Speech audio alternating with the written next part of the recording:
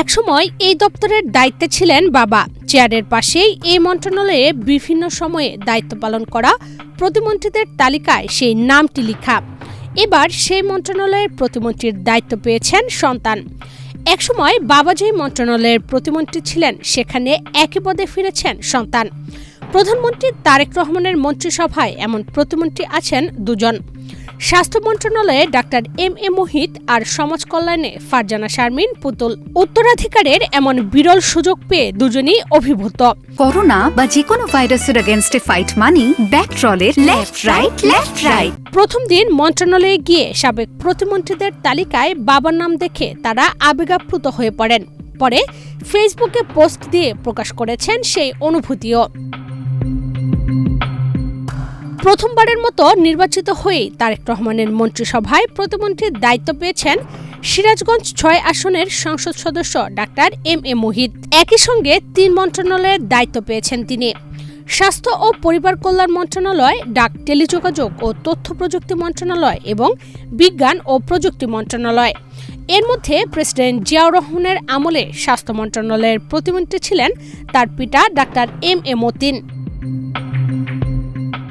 18 ফেব্রুয়ারি প্রথম দিন স্বাস্থ্য মন্ত্রণালয়ে গিয়ে সাবেক প্রতিমন্ত্রীদের নামের তালিকায় বাবার নাম দেখে আবেগাপ্লুত হয়ে পড়েন ডাক্তার এম.এ. মুহিত।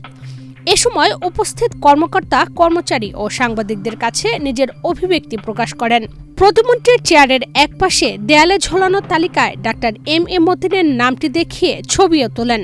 পরে সেই ছবিসহ ফেসবুকে আবেগময় দুটি পোস্ট দিয়েছেন মুহিত।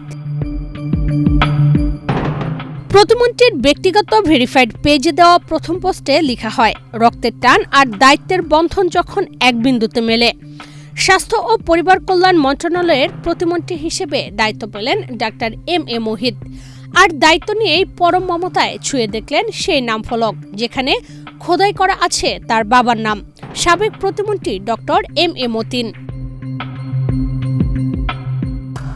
এরপর আরেকটি পোস্টে প্রতিমন্ত্রী লিখেছেন, মন্ত্রী তালিকার নাম ফলকের এই বোর্ডের সোনালী অক্ষরে লেখা নামটি কেবল আমার বাবার পরিচয় নয়, এটি আমার জন্য এক বিশাল দায়িত্বের অঙ্গীকার। যেখানে আমার বাবা সেবা দিয়েছেন, আজ সেই স্থানেই দাঁড়িয়ে আমি গর্বিত। বাবার নামটির নিচে নিজের নাম লিখতে পারা আমার জীবনের বড় অর্জন। বাবার পদাঙ্ক অনুসরণ করে দেশ সেবায় নিজেকে সঁপে দিতে চাই, দোয়া করবেন। প্রায় একই রকম অনুভূতি জানিয়েছেন সমাজ কল্যাণ প্রতিমন্ত্রী ফারজানা শারমিন পুতুল।